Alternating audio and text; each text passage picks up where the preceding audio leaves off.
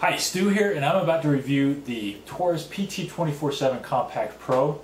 Now, I've done this before, and some of you might have seen my original review of the Taurus PT-24/7 Compact Pro, and you might be wondering, why is he doing this again? Well, my old review, first of all, I got some of the terminology wrong, and I got a few harassing comments about that and emails about that, and so I thought I'd do it over and get the incorrect terminology again, just to show you that I don't really care about that.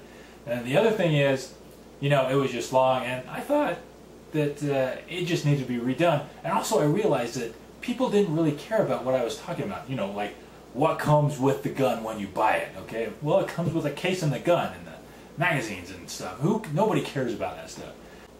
What I found out people really care about is how well it does the killings. And so I'm going to talk about things that are related to that. All right, so let's get on with the review. PT-24/7 Compact Pro. It's compact, has a short barrel, comes with a compact magazine. Okay, this holds 11 rounds. Little pinky rest right there.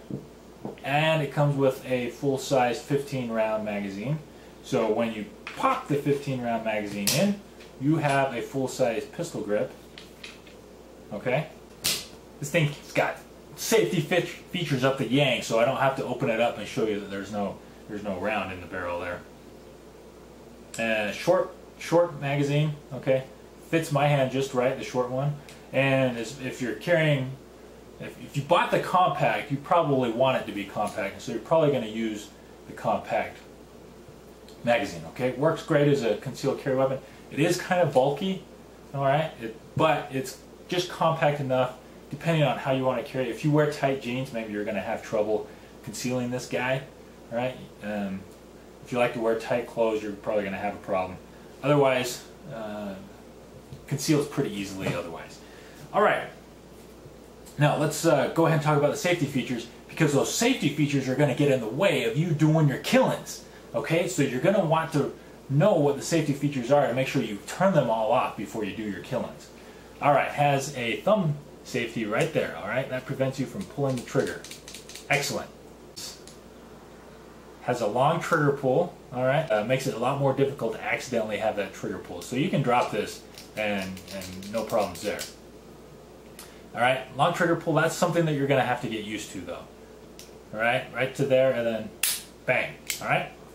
Now, something I forgot to show you is that there's an indicator on the back that tells you when it's cocked or not. This is decocked.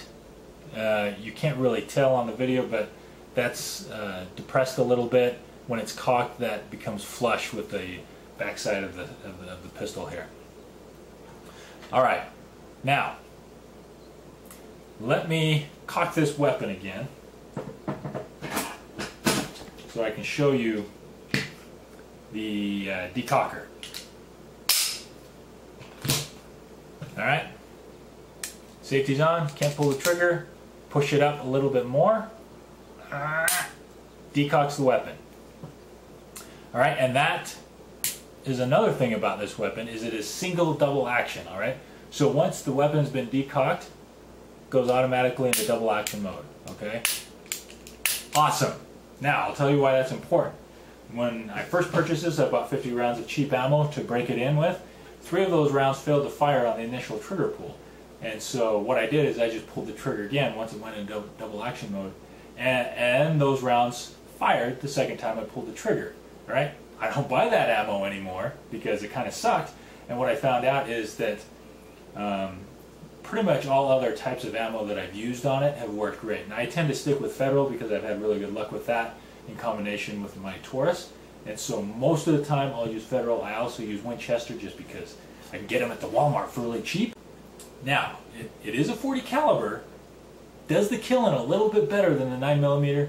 Hollow points, of course.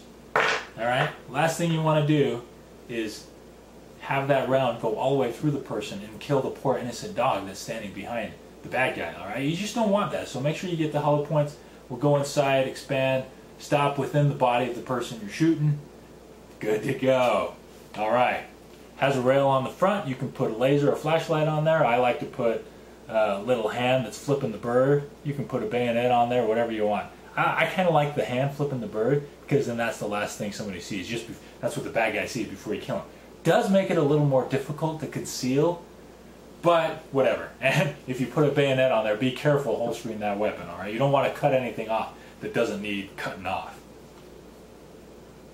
It does have an indicator right here, a loaded indicator, a piece of metal that pops out for right-handers, so they can just feel that with their finger. All right, if I were a right-hander, I could just go like this and feel it until that piece of metal is sticking out and realize that it's loaded. That is not so much a safety feature as just to let you know that, hey, it's loaded, so you don't have to load it. Obviously, if you don't feel that, it doesn't make it safe to point it at your head and pull the trigger. All right, so what else? All right, kind of front sights there. Since I'm a one-handed shooter, I usually use the rear sights on my belt to operate the slide. Can't do that on this one, and so I use the front sights. And you probably saw me earlier, I was operating this. I just operated on anything that's nice and square and hard. So when I'm in the shooting range, I'll just you know, find a shelf to operate it on, because if I use that on my belt, I have to go at it at a weird angle, and I'm always worried about shooting myself in the leg when I do that. And so sometimes I'll even use my shoe. That way I shoot the ground, not my leg, if it goes off accidentally. There is another safety feature on here. Like I said, freaking safety features galore on this thing, all right? Little keyhole right there, all right? It comes with a specialized key that fits that keyhole, and you spin that and it will lock the gun up completely. It will prevent the slide from being operated. It will prevent the trigger from being pulled, all right? So very safe there. If you're storing it for some weird reason, I don't know why you would want to store this weapon, but if you're storing it for some weird reason, good idea to go ahead and lock it up. You do not want to carry this weapon with it locked up, because it just takes time to unlock it. You're going to die before you unlock it and get to the killings, all right? What else can I say about this? It's pretty comfortable. Has these fins in the front here, rubber fins on the front of the pistol grip, and so they mold a little bit to your hand, absorbs the shock a little bit when you fire it, and so based on other .40 calibers that I fired, the comfort level with the pistol grip does seem to make a pretty big difference for me, at least. With some other .40 calibers I fired, the concussion just goes right through the pistol grip, straight into your hand, and you start to fatigue after firing only, you know, 30, 40 rounds or something. And if you're spending an hour at the range, you know, you're going to put a couple hundred rounds through it. You're not going to be feeling good afterwards. This does pretty good. I can put about 100 rounds through it, and my hand doesn't really start to fatigue. And so that's nice. Of course, every hand is different, so you want to make sure and hold this and make sure that it's a comfortable fit for you. Last thing you want is to be uncomfortable when you're killing the bad guys, all right? So make sure it's good and comfortable. I'm not sure that there's a whole lot, anything else that I can say about this, except for that it's been fun for me to shoot, and if you ask me, I give it the thumbs up.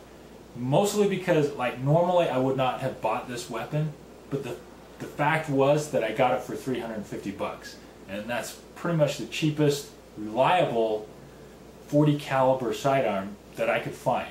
It was 350, and then they had a discount on it. I think I ended up getting it for 325, and so got a really good deal on it. And so that's one of the main reasons. Now, you know, if I just had money coming out the yang, then, you know, I would have bought a more expensive exotic weapon. And I cannot say that I am disappointed in any way at all. For 325 bucks, I feel like I got an awesome deal on a very reliable weapon, and it's been great for me. And I have fun shooting it, okay? And it does the killings when you need it to. I tend to carry the shorter, compact 11-round magazine. And I just want to call it, can I call it a clip? Let me call it a clip. So I tend to carry the more compact 11-round clip. Oh, that felt so good. Thank you! And, you know, I give it a thumbs up. If you have the money to go for a more exotic weapon, go ahead and do it. There's no way I'm going to stop you from doing that, because I would, personally. But if you're short on funds and you need to get something cheap for that, if you need that Saturday night special, go ahead and get the $350 for us. It's going to be reliable for you. It's going to kill the rabbits or, you know, whatever you happen to be killing with it. And it's also fun to shoot. I mean, I have fun. I have fun with it. Okay? So have fun out there. Be safe on the range. And I'll see you again when I redo my SW99 review. All right? Take care.